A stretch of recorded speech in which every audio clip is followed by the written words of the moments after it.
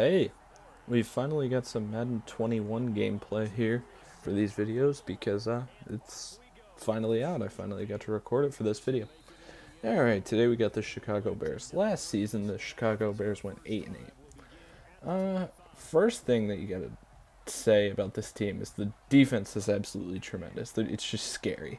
I don't think any offense is gonna look at this team and be like, "Oh yeah, I'm glad we're going up against the Bears defense this week."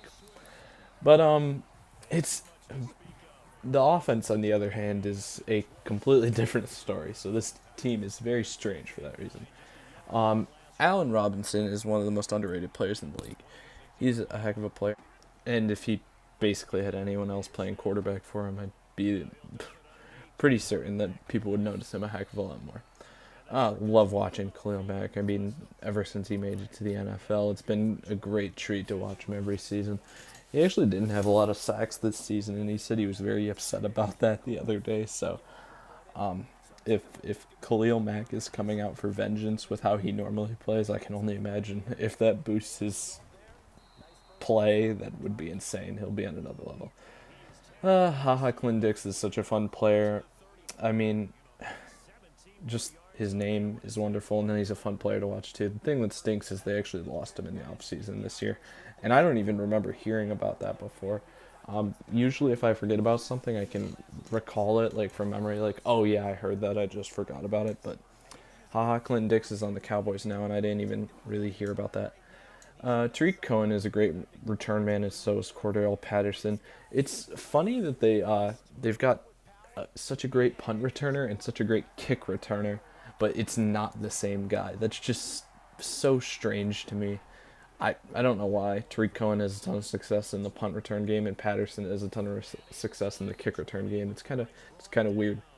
Guess it is a different. You are kind of catching a different sort of kick though, so catching the kick is a little different than the actual return though. But I mean, it's nice to have a weapon in each of those. Um, Allen Robinson jumps up over people consistently when Mitchell Trubisky throws a bad throw, and it just bails them out by mossing them. It's awesome to watch. The team as a whole, the Bears just get a ton of sacks. It's really impressive how much pressure they're able to put on the quarterback. I mean, I guess it shouldn't be that surprising with how talented all the D linemen and linebackers are on that team, though. Um, Watching through last season, it's pretty ridiculous that there's only about one throw a game on the offensive side of the ball that is like able to be a highlight. And usually it's not because of Mitchell Trubisky. It's either because Mitchell Trubisky threw a bad ball and the receiver had to make a heck of a catch to make the catch, or just because there's the receiver's 40 yards down the field already and somehow managed to be wide open, and Mitchell Trubisky um, just lobs it up to him so they can catch it and keep running because they're so open. But you know what's funny is it seems like Trubisky underthrows a ton of balls still. I wonder about how talented Taylor Gabriel and Anthony Miller actually are because I barely get to see them. Taylor Gabriel isn't on the team anymore though, so whatever.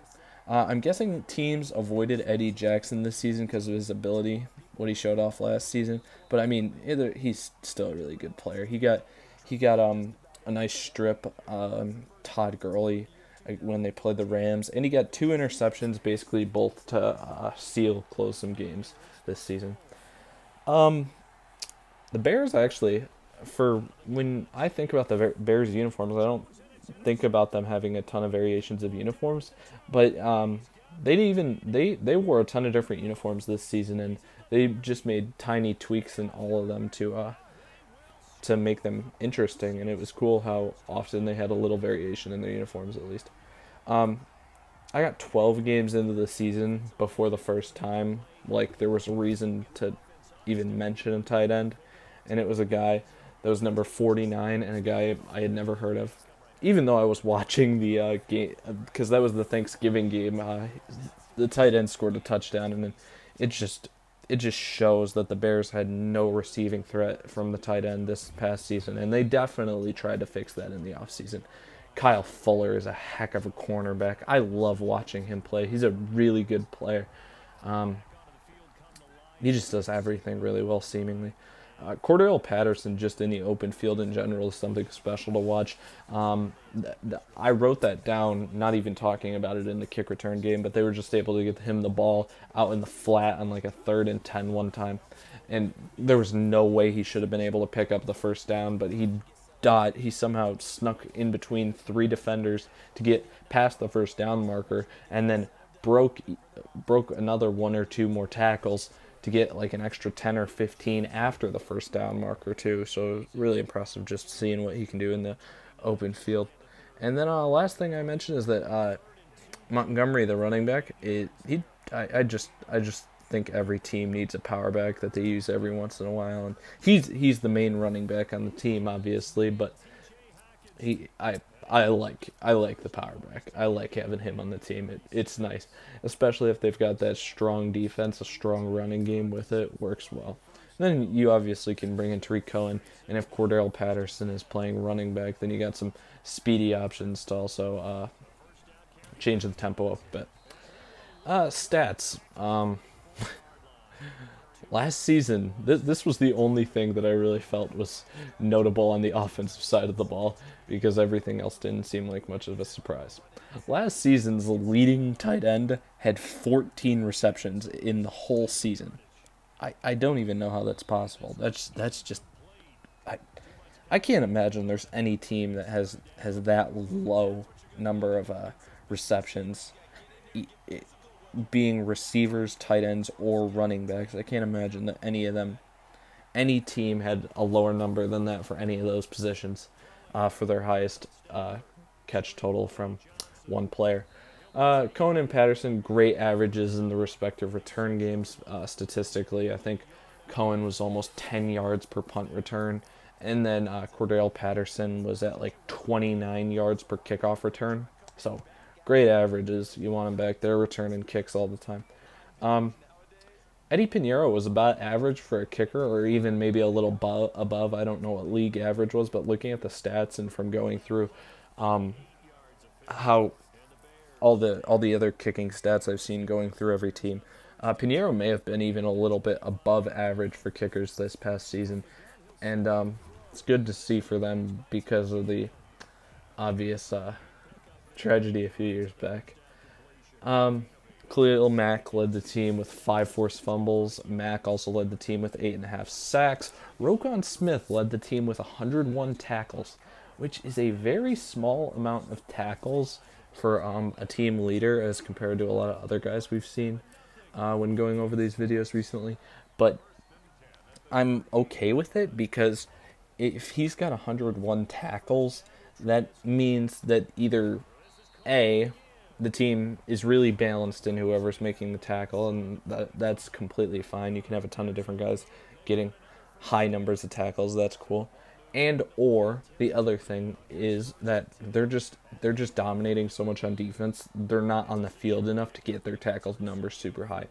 Either way, I'm attributing that to good defense, and that's the only reason that Roquan Smith tackle numbers are so low, even though he's the team leader. And then for tackles for loss, the leaders were Khalil Mack with 8, and also Nick Kwiatkowski also had 8 tackles for loss, but he left. The key injuries from last season: Trey Burton. Okay, he was supposed to be the starting tight end, so that kind of screwed him in the tight end department with how much time he missed. But I mean, still, 14 receptions is just terrible. No matter who the backup is, you got to have some sort of threat coming from the tight end spot. Akeem Hicks missed significant time, and Kyle Long missed significant time. So those are all the guys that were injured throughout the season last season and were significant losses. Okay, now I think this team had the most guys that I felt I needed to mention that left the team and joined the team, like the combined total. Crazy how many guys I have for this list. And they had a ton of transactions. They had so many more transactions than even the number of guys I'm talking about here, because they had so many no-name guys moving in and off the roster all the time. First guy, I'll go through the departures from the team first. Adam Shaheen, tight end. Deion Sims, tight end. Neither of these guys, I know their names, so I figured I'd mention them for leaving, but they came from the position that did absolutely nothing. Leonard Floyd, kind of a big loss. They kind of replaced him, though. Taylor Gabriel leaving the team. They cut him, though, so I'm guessing they didn't want him for some reason. Don't know why. Prince Mukamara, I think he was first or second on the team in passes defended, and they let him go. Kyle Long retired. Nick Kwiatkowski had a decent season at linebacker, but they moved on from him. I mean, the talent on the defense, they still got a lot, so I wouldn't worry too much about that loss, even though he's fairly productive. Aaron Lynch left. Clinton Dix left. Trey Burton, another tight end with barely any production at the tight end position. And Chase Daniel. So, how he was the backup quarterback, but obviously now they have a kind of two quarterbacks available that could be starters. And I don't want to say that I'm a Trubisky fan, but he probably could be an okay backup because I'm in favor of Nick Foles starting. Even though I'm pretty sure I have Trubisky starting this whole game in Madden, that's only because he's faster, so I could scramble around a little bit. Now I'll talk about the guys that they gained. They acquired in the offseason Cairo Santos, just another kicker for competition for Eddie Pinheiro, but like I said, Pinheiro was pretty good, so I don't think he's going to get overtaken. I'd be surprised he could, but I'd be surprised. To Sean Gibson, basically coming in to replace Clinton Dix, and I feel like I talked about him recently, and he was a pretty good player for. I'm blanking on what the last team he played on was, but he played very well for them. So either an upgrade here or not a drop off replacing Clinton Dix. I think the signing into Sean Gibson makes up for that. I'm not worried about it.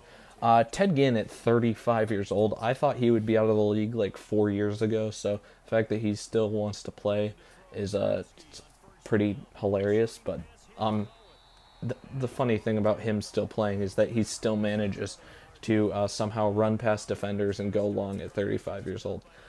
Next, Nick Foles, the key to basically this entire season, in my opinion, because I'm confident in so many other parts of this roster, which makes it very strange to talk about this team, because it's basically riding and dying on Nick Foles.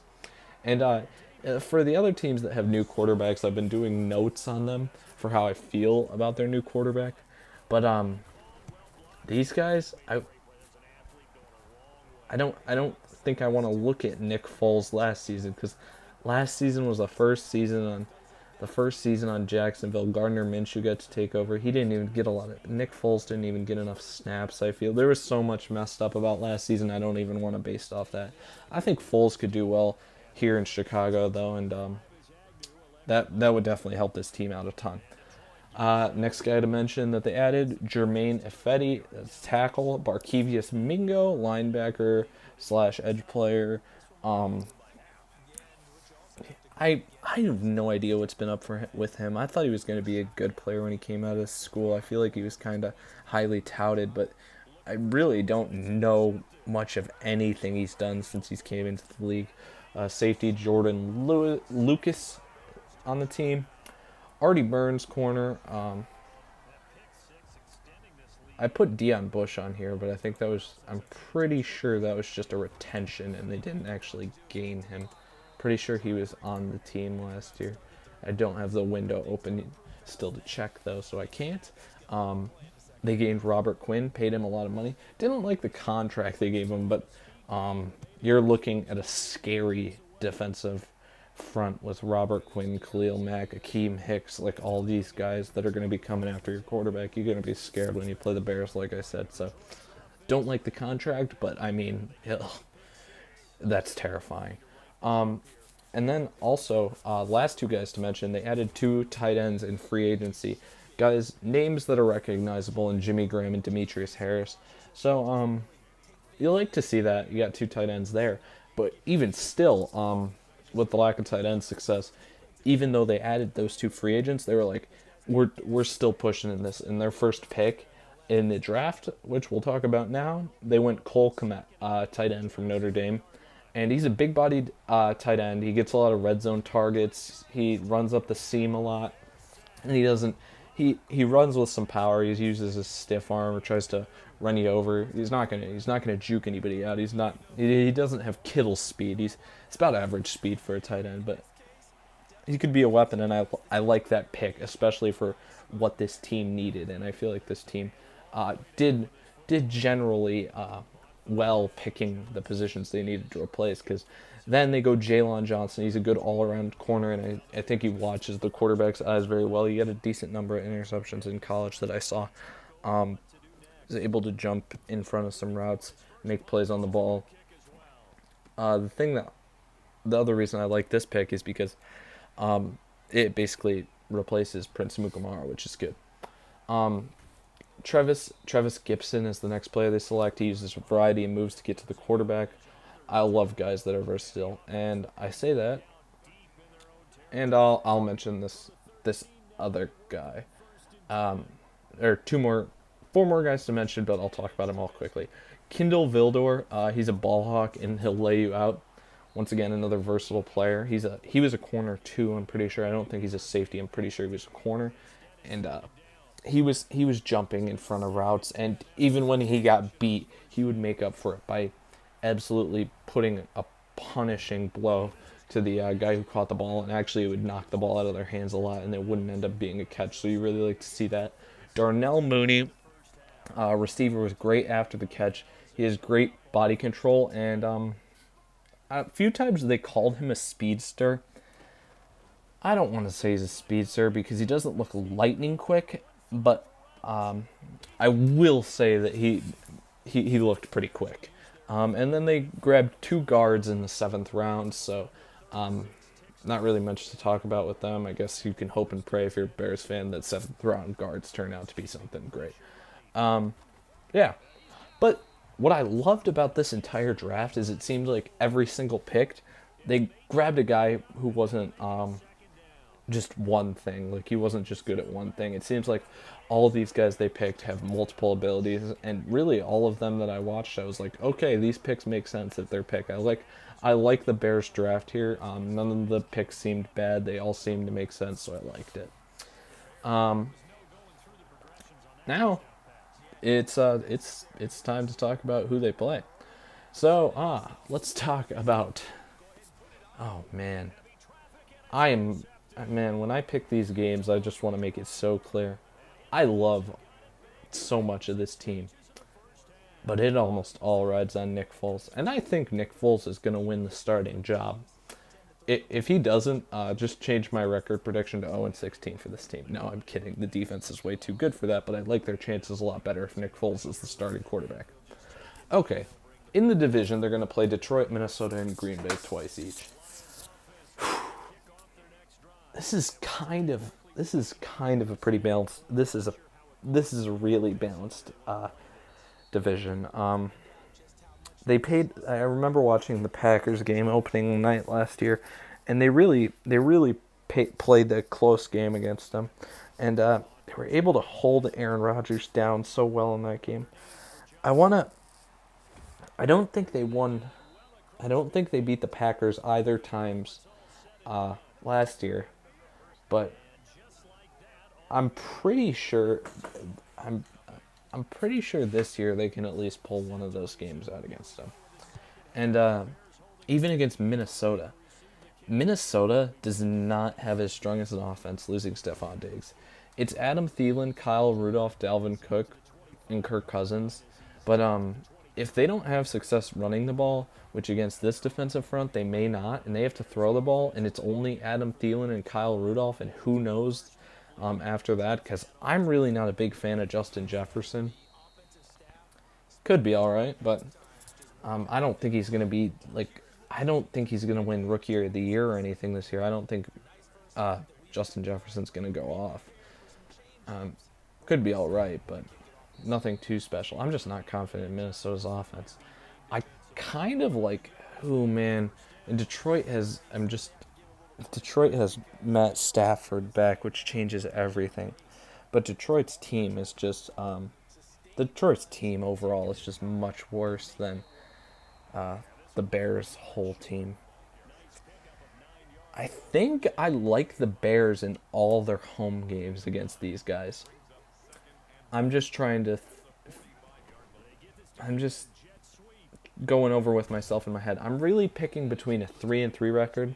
So we'll give them the 3 at home, lose 3 on the road.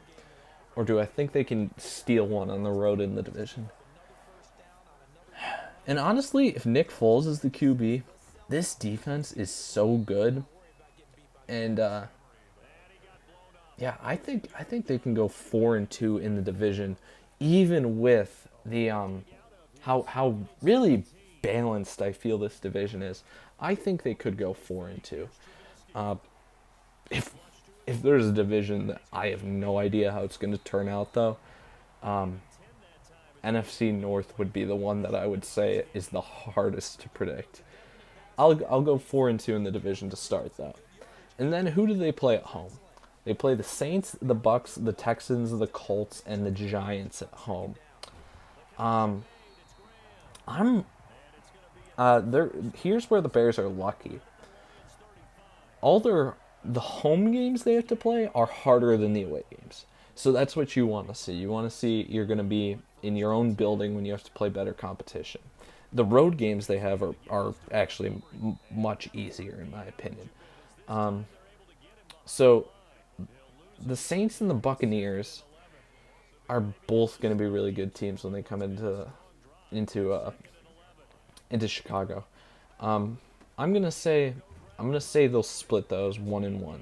So they'll win one of those. I'd expect them to win the Buccaneers game and not the Saints game. They had a tough time with the Saints last year. And even with how good their defense is, the Saints offense with all the talent all over it could really match how good their defense is.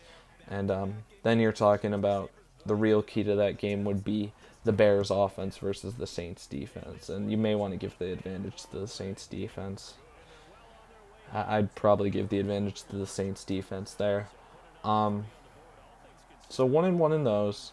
Then the 4-2 division record puts us at 5-3. 3 more home games. You got the Texans at home, Colts at home, Giants at home. Um, I'm thinking 2-1 in those last 2 games. So we go from 5-3 to 7-4, and I'd say if you're a Bears fan, you like hearing that. With the 8-8 record last year, 8-8 is actually is better than I thought they did. I thought they were either a 6-10 team or a 7-9 team last year. I obviously remembered incorrectly. They were 8-8, and I think they're gonna be better this year. The other thing that helps is having the third place division schedule instead of the first or second place division schedule is kind of huge in this division with how balanced I feel it is. And Detroit will have even more of an advantage when I talk about them because they'll have the fourth place division schedule. Um, so to conclude, after the home games, I'm gonna say the Bears will be 7-4. Before talking about the road games against non-divisional opponents, so 7-4, they have to go play the Falcons, go play the Panthers, go play the Jags. I want to pick them to be 3-0 here. Honestly, I like the matchup against all those teams here. It I'll give it to them. I'll give it to them. None of those teams scare me enough. I think they can go 3-0 there. But the last 2 opponents are the AFC runner-up Titans and the Rams, who are in the NFC West and look kind of worse than look worse because of the competition they face every year. And I've just got to say, probably gonna lose those 2 games. So I like their chances against the Falcons, Panthers, Jags. Don't like the chances against the Titans and Rams. So as for road games, I'm gonna say 3-2 outside of the division, and that will put them at a final prediction of 10-6 for the Bears on the season. And I don't know if that's higher or lower than what other people are predicting. I have no idea what people are predicting for this division. I haven't based my predictions off of anyone else's predictions at all, so it's tough. But honestly, the funny thing here is when I'm talking about the Bears, I'm almost talking more about what Nick Foles can do than what this team can do. On the other hand, I'd swing the record around. I say 10-6 now. I'd say 6-10 is reasonable. For the competition they are going to go against if Mitchell Trubisky's the starting quarterback. That's how much my confidence shifts in each of them. I've just got to say, this is basically the Nick Foles prediction video, and I think Nick Foles 10-6 for the season. So, if you enjoyed the video, thanks for watching. 2020 president candidate.